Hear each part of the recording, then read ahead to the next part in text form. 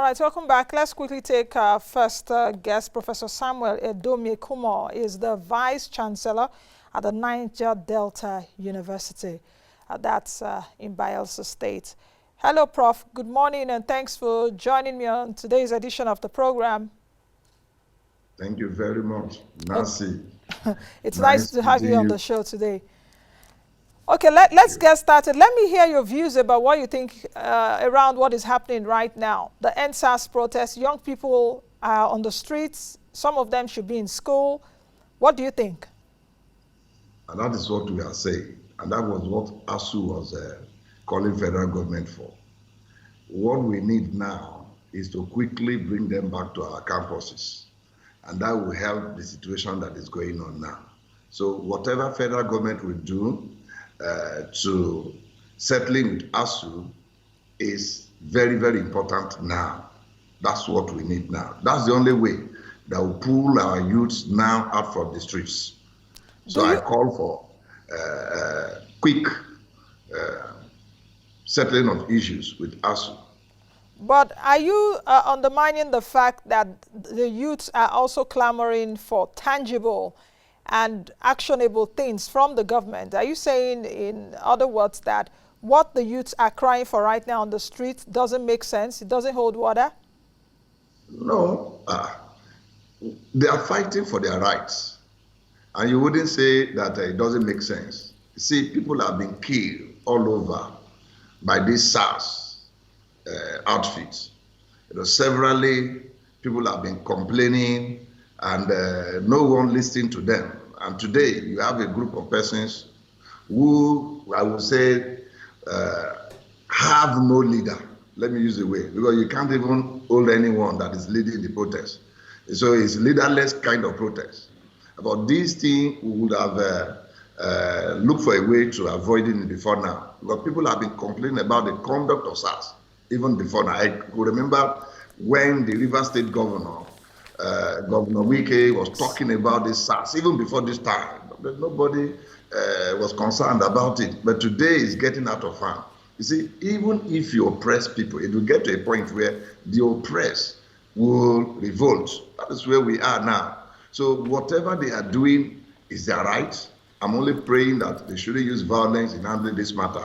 Because if they use anything like violence, if federal government uses violence or whatever, it will get out of hand. And so I'm pleading that this is the time we need intellect. We need to handle this situation using brain work and wisdom, not by force, not using gun, physical assault, or hiring people to come and disperse, or what will I say, a kind of injure and wound people on the way. It's okay. not, that will not solve the problem.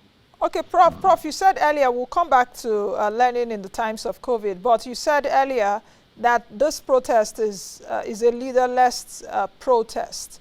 Doesn't it say something for young people right now, the consciousness they have right now? Perhaps you don't even need anyone to lead you if you feel that your human rights has been infringed on. If you hurt me, I don't need a leader to tell me that you've hurt me. I will say it out that you've hurt me. But that is what is happening now. That's what is happening now. So the government is even, I would say, they do not even know who to hold on to now. And that is why it's becoming very difficult. You see all the states coming out. And so now where we are going to, or what this particular protest is telling us now, is that, look, if my fundamental rights are infringed upon, I can, at any point in time, address the issues with the appropriate authority. And that's what is happening now. I do not need a leader to lead me. And if we are not careful, if we do not handle this situation with wisdom, and politicians decide to capitalize on this, we will have a country that will be very, very ungovernable. Okay. So I'm pleading the government to look at these issues carefully and handle them one by one. Although we have heard that the IGP has withdrawn his SARS, but We have had all this before now. That's why the youths are still there. So we will need action now. If by the time they come out to say, okay, this is what we are doing now, this is what we are doing now, this is what we are doing, before you know, the youths on their own will leave the streets. Because now what they are doing is now beyond police brutality. Because if you look at their requests, it's now beyond police brutality. So that it's a wake-up call to the leadership of this country.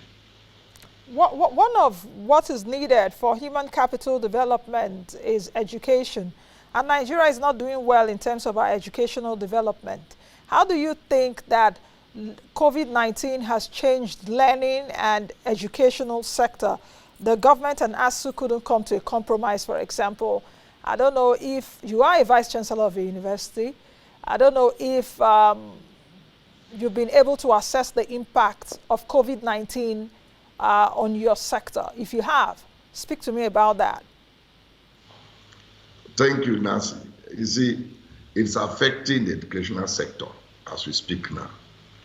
We are gradually losing a whole academic session, starting from the COVID-19 and even with the ASU strike.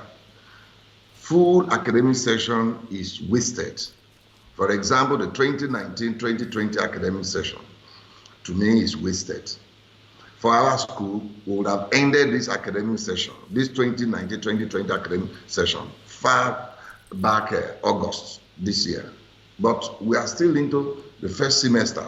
And because of this ASU strike, and then with what is happening now, with the COVID-19, as we speak, we've not been able to open the doors of the university for students to come in.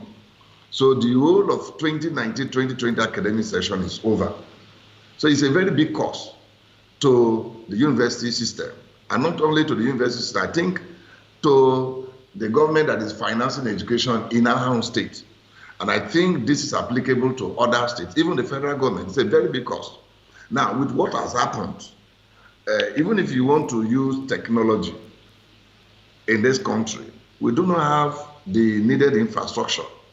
That's the fact about it, the needed infrastructure. People in the village will not even have data to even log on to even what you are doing now. So it's a big problem. So it is really, really, really hitting the sector. And so I expect that federal government should quickly sort whatever issue they are having with ASU now, and then we come back. Even with this COVID protocol we are talking about, we may not really have the capacity of calling everybody to come to school at a time. Because if we are to obey the COVID protocol, very, very important. Because if we're having a class population of 100 before, this time around we are going to split them into two because of the protocol, at least 1 meter or 2 meters apart. So it is very, very difficult. If we are to continue the way we are, or we have been running our educational system, it then means that we must build capacity. We must build more classrooms, hostels, and all that. And that requires money.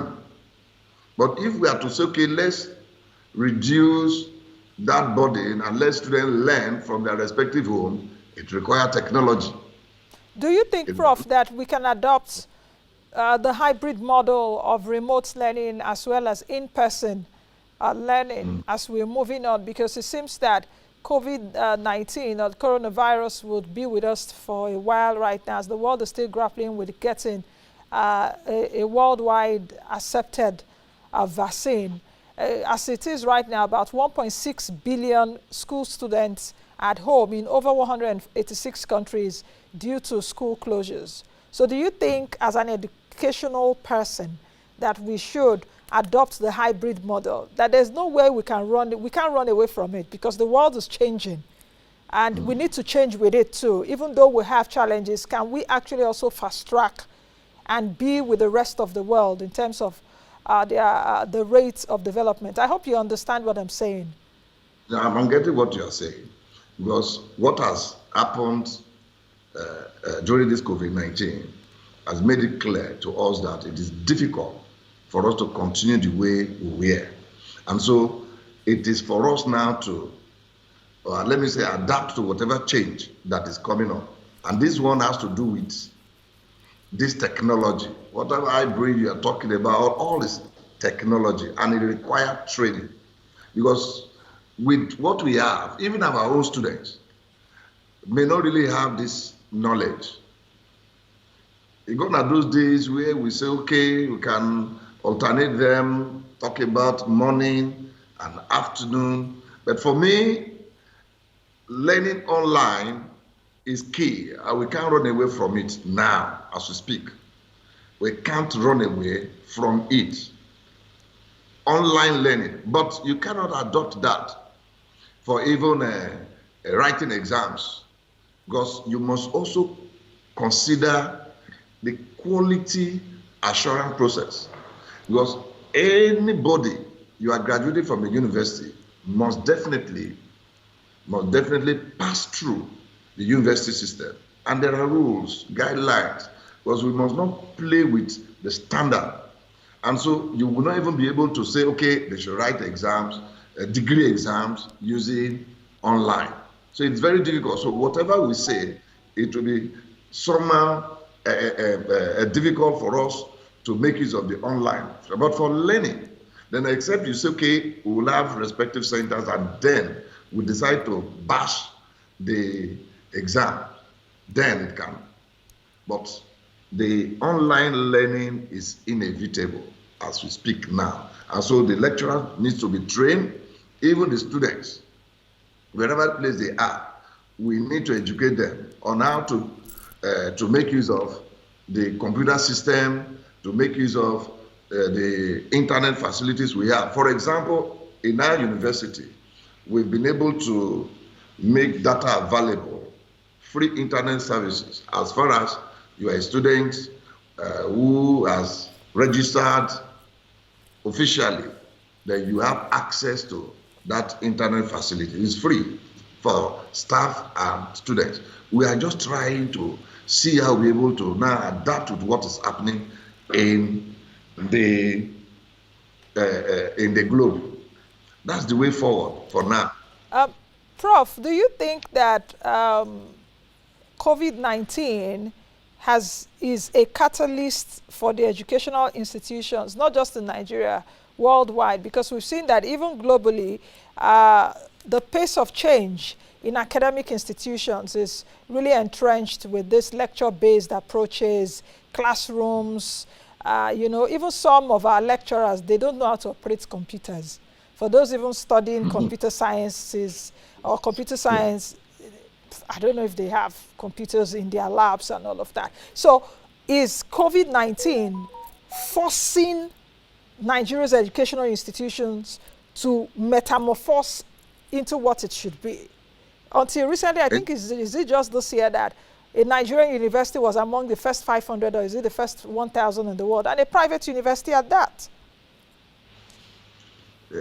You see, for us in Nigeria, NUC is a regulator.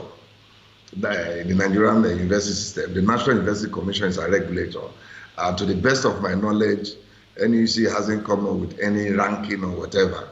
And those people who are ranking, have they really come to the university system to verify?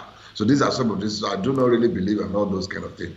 Our products here from Nigeria are performing very well outside there when they go for their postgraduate studies. So I wouldn't want to say that that ranking is the key.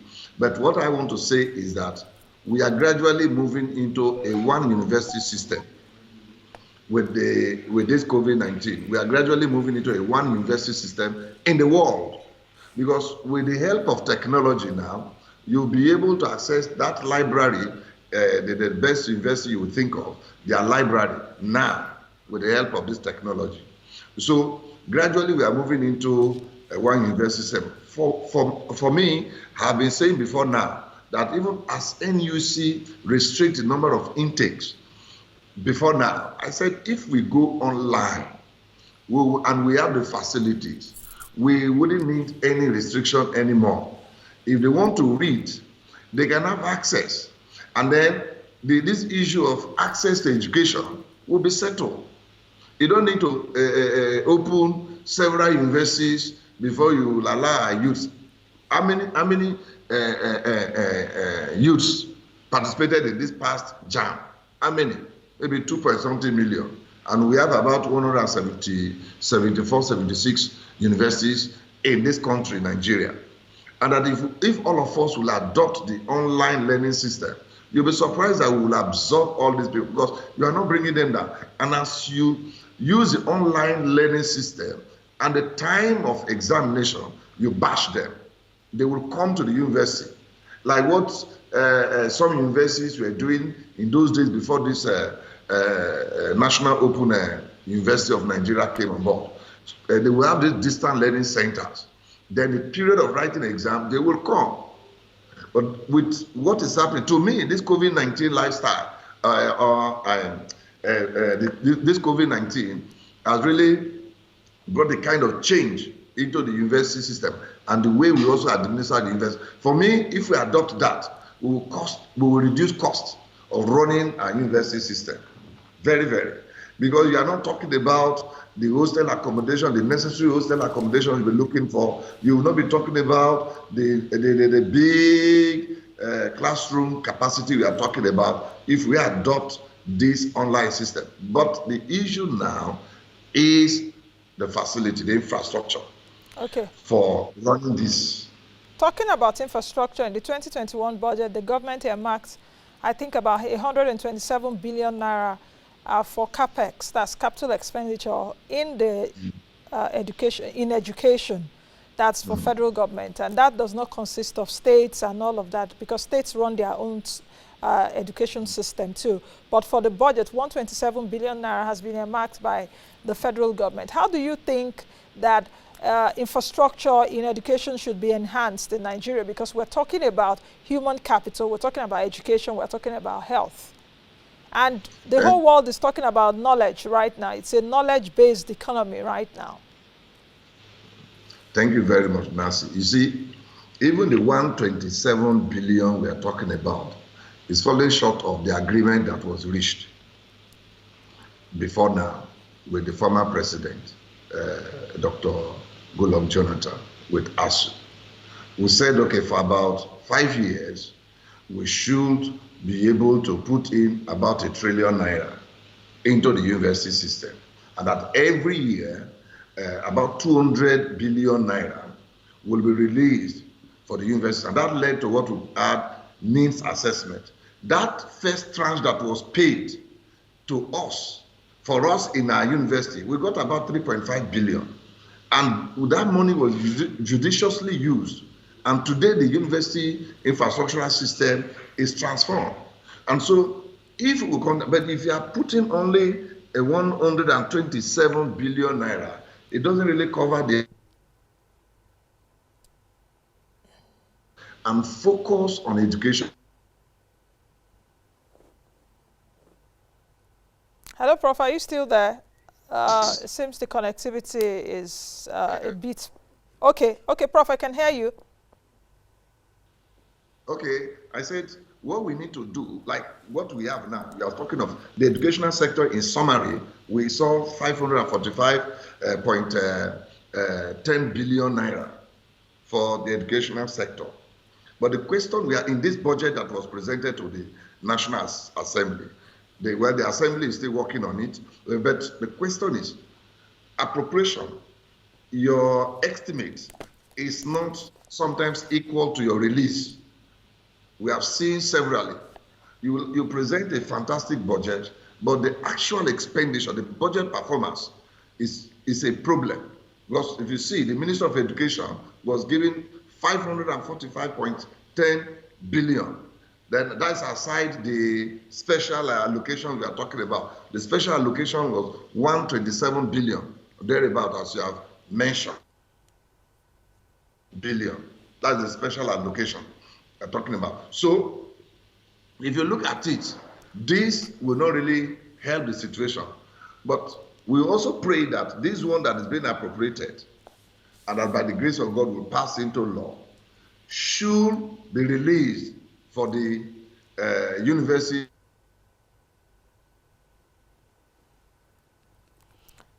Prof, the network is actually frozen. Your picture is frozen. If we can get you back very quickly so that we conclude this interview. Let's quickly take a break, and if we can get Prof back, we conclude on the interview. If not, we'll take our second guest. Let's quickly take this break. We'll be right back. African Economic Congress, this year celebrating its second edition, will see debates concerning key issues in African economies. Holding with the theme Post-COVID-19, Africa in the New Economic Order, with over 30 local and international speakers. Be part of the largest business event in Africa from the 2nd to the 4th of November 2020 via broadcast television stations and digital platforms. AEC welcomes government institutions, businesses to showcase their products and services during the Congress.